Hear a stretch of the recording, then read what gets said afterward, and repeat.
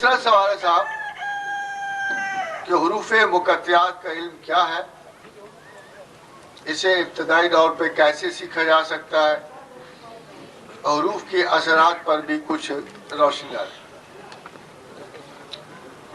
हुरूफ मुकत्तियात बुनियादी तौर पर चूँकि इसका पहले से कोई ऐसा हमारे पास इशारा और किनाया मौजूद नहीं, हज़रत इब्न अब्बास की एक रिवायत के बाद तारीख़ इस्लाम में सिर्फ एक और एक्सपर्ट इसके गुज़रे और वो हज़रत शेख मुहिउद्दीन इब्न अरबी थे, जिन्होंने फतूहात मक्किया में इसकी वजाहत की है। और ख़ास तौर पे उनकी एक स्टेटमेंट बड़ी मशहूर है कि दाखिला सीन फ़िशीन ज़हरा कब्र मुहिउद्दीन, कि जब सीन शीन में दाखिल होगी तो मुहिउद्दीन की कब्र ज़ाहिर होगी। तो मुद्दतों लोग शेख के इस बयान के बारे में बड़े मुश्तबिर है कि पता नहीं क्या कह गए हैं कि सीन शीन में दाखिल होगी। मगर जब सुल्तान सलीम 200 साल के बाद जब सुल्तान सलीम शाम में दाखिल हुआ तो पहला हुक्म उसने ये दिया कि शेख अकबर की कब्र ढूंढी जाए, निकाली जाए और उसको नुमाया किया जाए। तो फिर लोगों को समझ आए कि मुहिउद्दीन इब्न अरबी ये कह रहा था कि दाखिला सीन फ़िशीन ज़हरा कब्र मुहिउद्दीन, कि जब सीन शीन में दाखिल होगी तो मुहिउद्दीन इब्न अरबी की कब्र ज़ाहिर होगी। हज़रात मोहतरम, ये उस वक्त की बात है। इसके पहले और इसके बाद हरूफ मुकत्तियात का कोई इल्म किसी स्कॉलर के पास किसी सूरत में मौजूद नहीं रहा। अगरचे शेख मुजद्दद ने इसके बारे में दावा किया कि मुझे हरूफ मुकत्तियात अता हुए हैं, मगर उस इल्म की किसी कीमत पे मकतूबात शेख मुजद्दद में या और किसी भी किताब में उसकी कोई डेमोन्स्ट्रेशन नहीं हुई, इसलिए वो दावा नाकाबिल तस्लीम रहा। कुछ लोगों ने इसके बारे में दावे ज़रूर किए हैं कि ऐसा हमें इल्म है, मगर जैसे आप जानते हैं कि जिस दावा की परख मौजूद ना हो या जिस दावा की डेमोन्स्ट्रेशन में मुज़ाहिरा ना हुआ हो, उस पर यकीन करने से हर संजीदा इंसान को ताअम्मुल होता है। मैं अब चूँकि इसे पर्सनल हवाले से बयान करना चाहता हूँ, इसलिए मुझे उम्मीद है कि ये बात एकेडमिकली सिर्फ मेरे हवाले ही से जानी जाए। बारिश के एक दिन मैं इसी उधेड़ बुन में एक दफ़ा मैंने अल्लाह से अर्ज़ की कि लगता है कि सारा कुरान जो है बंदों के लिए नहीं है, लगता है। और अगर सारा कुरान बंदों के लिए न था तो फिर आपने बंदों को कुरान पढ़ने की, पूरा कुरान पढ़ने की ज़हमत ना दी होती, को बॉर्डर लगा दिया होता कि बंदे ये पढ़ें वो ना पढ़ें, ये ना करें। और अगर हुरूफ मुकत्तियात भी कुरान का हिस्सा है तो ये कितनी अजीब सी बात है कि किसी इंसान को इनका इल्म नहीं हासिल हो सका और ना ये किसी इल्म का हिस्सा बन सके। तो इसलिए मेरी ये खसूसी, मैंने SOS मैसेज भेजा कि मेरी ये खसूसी इस्तदा है कि मुझे हजूर की बारगाह इनायत से कुछ इस इल्म का थोड़ा सा हिस्सा नसीब हो। तो हज़रत ये मेरी इस दुआ के बावजूद काफ़ी मैं कोशिश भी करता रहा जानने, सुनने, पहचानने की, बट सच कोई क्लू नहीं निकला, कोई ऐसा सुराग नहीं मिला जिससे मैं मुतमईन होता कि आई फाउंड ए वे। फिर तफाक ऐसा हुआ कि लुई मैशनन की किताब पढ़ते हुए एक उसका जुमला मेरी नज़र में पड़ा और वो जुमला बुरी तरह मेरे जहन में अटक गया, तो शायद वो भी हिकमत रब्बानी थी। तो लुई मैशनन ने कहा कि it seems that he knew some kind of the knowledge of basic categories. अब ये जो लफ्ज़ और सेंटेंस था, knowledge of basic categories, it struck me very hard.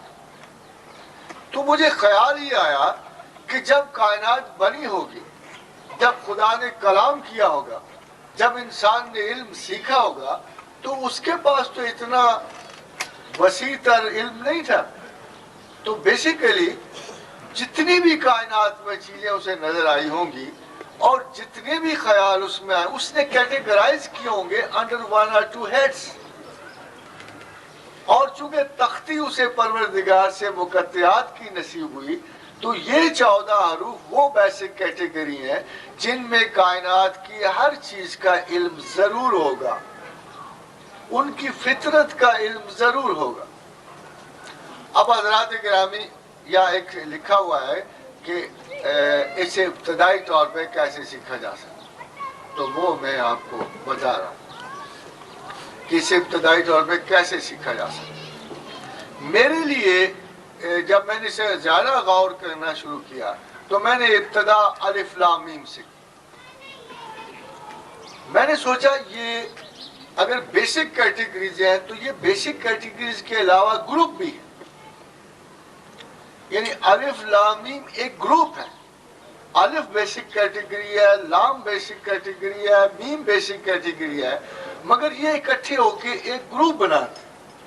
تو جب میں نے گروپنگ کو دیکھا تو باقی کے اسماء مقطعات بھی گروپنگ میں نظر آئے اور چھوٹے چھوٹے یہ گروپ بنے ہوئے ہیں.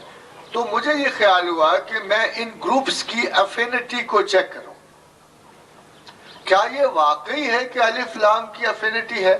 کیا یہ واقعی ہے کہ الف لام کی افینٹیز قائم ہے؟ کیا یہ واقعی یہ بات صحیح ہے کہ یہ اسماء جب آپس میں ملتے ہیں تو کچھ اسماء آپس میں متصادم ہو جاتے ہیں اور کچھ اسماء آپس میں موافق ہو جاتے ہیں؟ تو میں ابھی اس ادھیڑ بن میں پڑا ہوا تھا کہ مجھے مسند اہل بیت کی ایک حدیث نظر آئی جس میں حضرت علی کرم اللہ وجہ کی روایت سے حضرت عمر رضی اللہ تعالیٰ اور حضرت علی کا ایک مکالمہ درج تھا. تو حضرت عمر نے حضرت علی کرم اللہ وجہ سے کہا یا علی یہ کیا ہوتا ہے کہ ہمارے دل جو ہیں بعض اوقات ہم اچھے بھلے اللہ کے احکامات پہ چلنے والے نیک لوگ ہیں، مگر یہ کیا ہوتا ہے کہ بجائے ایک نیک آدمی کے ہمارا دل ایک برے آدمی کی آشنائی کو جاتا ہے. اور اسی طرح یعنی باوجود کوشش کہ ہم ایک نیک آدمی سے دوستی اور محبت نہیں رکھ سکتے مگر ایک برے آدمی کو دل بھی کھچتا ہے، اسی کی صحبت اچھی لگتی ہے. تو حضرت علی کرم اللہ وجہ نے کہا کہ عمر امیر المومنین میں نے یہ سوال ایک دفعہ رسول اللہ صلی اللہ علیہ وسلم سے پوچھا تھا کیونکہ میری بھی یہ کیفیت تھی کہ اچھے برے لگتے تھے اور برے اچھے لگتے تھے. تو میں نے رسول کائنات صلی اللہ علیہ وسلم سے پوچھا کہ یا رسول اللہ صلی اللہ علیہ وسلم یہ کیا بات ہے کہ ہم نیکی کی طرف رغبت رکھتے ہیں، نیکی کو جانا چاہتے ہیں، مگر جب دوستی یاری کا ساتھ تو کبھی برے آدمیوں سے آشنائی اچھی لگتی ہے. تو رسول گرامی مرتبت نے فرمایا کہ اللہ نے جب ارواح کے جنود پیدا کیے تو اسی وقت کچھ کی کچھ سے محبتیں ٹھہرا دی اور کچھ کی کچھ سے نفرتیں ٹھہرا دی. اب چاہے یا نہ چاہو جب آپ زمین پہ آؤ گے تو وہی محبتیں ہوں گی، چاہے وہ اچھے ہوں چاہے وہ برے. تو چونکہ میں تو آلریڈی افینٹیز کے موضوع پہ غور کر رہا تھا تو مجھے ایک بڑی مضبوط سند ملی، مجھے ایک بہت مضبوط سند مل گئی. اس لیے میں نے وہ پورے پروسیس کرنے شروع کر دیے. مگر حضرات بات یہ ہے کہ جیسے 32 موروں کی چالیں 1 ارب سے زیادہ ہیں، تو جب آپ ایک بیسک حرف کی کیٹیگری ختم کر لیتے ہیں تو جب کمبینیشن شروع ہوتے ہیں تو بے پناہ مصیبت کا باعث بنا. فرض کیجئے کوئی بھی آپ اسم لیجئے، اسم احمد لے لیجئے. اب اسم احمد میں 4 لفظ ہیں جو علیحدہ علیحدہ حیثیت سے کمبائن ہوتے ہیں. اب دیکھیے حامیم بیچ میں آ گئی، الف ادھر آ گیا، دال ادھر آ گئی، تو ہم دیکھتے ہیں کہ یہ چاروں بڑے لفظ ہیں، چاروں مؤثر اور ایفیکٹو لفظ ہیں. تو جب الف کو پڑھا جائے گا تو ہم یہ خیال کریں گے کہ الف ہر حال میں پاور انٹاکسیکنٹ چاہتا ہے، الف ہر حال میں مغلوبیت کے خلاف ہے، الف پوزیسو ہے پاور کا، اس لیے بخیل ہے. معاف کیجیے گا بہت سارے الف بیٹھے ہوں گے. یعنی الف کی بنیادی نشانی یہ ہے کہ یہ ڈسپلنڈ ہے 2 چیزوں کے لیے، پاور کے لیے اور بخل کے لیے. یہ ایزیلی گیون نہیں کرتا, ایزیلی گیو اپ نہیں کرتا. اب آگے ہوگی ہے. جب ہے کو دیکھا تو پتہ لگا کہ یہ پوری حیات ہے. یہ ابتدائی حامیم یہ ہے وَجَعَلْنَا مِنَ الْمَاءِ كُلَّ شَيْءٍ حَيٍّ. تو آپ نے دیکھا کہ اس میں حامیم کا تذکرہ ہوا ہے کہ ماں کی میم اور ہے حیات کی. تو یہ پہلی حامیم تھی جو اللہ نے پیدا کی, یعنی پانی سے حیات شروع کی. تو اب ذرا ان کی صفات پہ غور کیجئے کہ ماں اسٹیشنری ہے اور ہے حرکت والی ہے. تو جب دوسری حامیم پیدا کی تو آپ دیکھیں گے کہ ہوت وہ چیز ہے جو ماں میں حرکت کرتی ہے. یہ دوسری لائف ہے. It is the first life. The first pattern of life جو ہے وہ اس میں ایک چیز پائی جاتی ہے اگر غور کریں تو وہ حرکت, اشتعال ہے, اریٹنٹ ہے, متحرک ہے, مشتعل ہے. جس چیز میں ہے یا خے ہوگی تو اس میں یہ بنیادی صفت پائی جائے گی کہ اس کے بیسک سیلف میں حرکت, اشتعال, اضطراب اور اریٹنٹ سیلف شامل ہوگا, کیونکہ وہ حیات ہے. اسے چین نہیں آ سکتا. With the best of the disciplines it will move in him. اب دیکھیے آگے میم آ گیا. میم متفکر. میم میں دو ہیں, بعض اوقات رنگ پہ چلے جاتے. ایک میم ماء البحر ہے, ایک میم ماء دریا ہے. صاف ستھرا پانی اچھلتا ہوا, جمپ کرتا ہوا, زندگی نرش کرتا ہوا, آنکھوں کو بھلا لگتا ہوا, اور یہ صاف رنگ والی میم ہے. دوسری ماں جو ہے جسے ماء البحر کہتی ہیں, سمندر کی میم, اگر اس پہ غور کریں تو تاریک, ڈارک, متفکر, وسیع, انتہائی گہری سازشوں کا مرکز, بہت گہرے کرٹنز کے اندر بے پناہ وسعتیں چھپی ہوئی. تو جب آپ میم کا رنگ سانولا پائیں گے تو یہ حرکت ہوگی, جب میم کا رنگ وہ پائیں گے تو وہ حرکت ہوگی. ایک میم ایکسٹراورٹ ہے اور ایک میم انٹروورٹ ہے. اب آپ دیکھیں کہ دو انتہائی مشتعل لفظوں میں جو الف اور ہے میں موجود ہیں, جو تیسری میم ہے وہ رنگ پہ جائے گی, وہ رنگ پہ جائے گی. اگر میم کا رنگ گندمی ہے اور یا ڈارک ہے تو یہ ڈپریسنٹ ہوگا. یہ ڈپریسنٹ افیکٹ پہلے دو مشتعل افیکٹس کو کنٹرول کر. آگے آگے دال جو سستی کی ہے, وجود کے بھارے پن کی ہے, حضرت داؤد کی ہے, بے پناہ تقوی اور شدت غضب کی ہے. اب یہ تینوں چیزیں مل کے الف کنٹرول کر رہا ہے, ہے کنٹرول کر رہی ہے, میم ڈپریسنٹ ہے, دال دوبارہ غصہ دلاتی ہے. تو یہ انتہا درجے کی کارکردگی کو یہ نام جائے گا.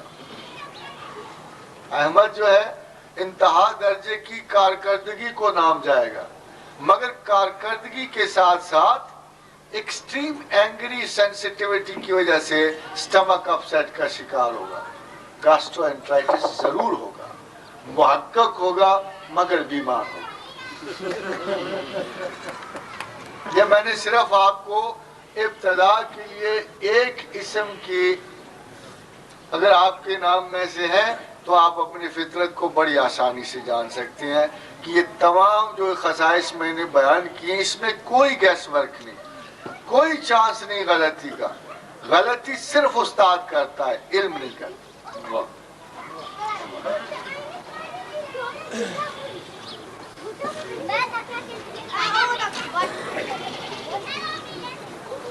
صاحب یہ سوال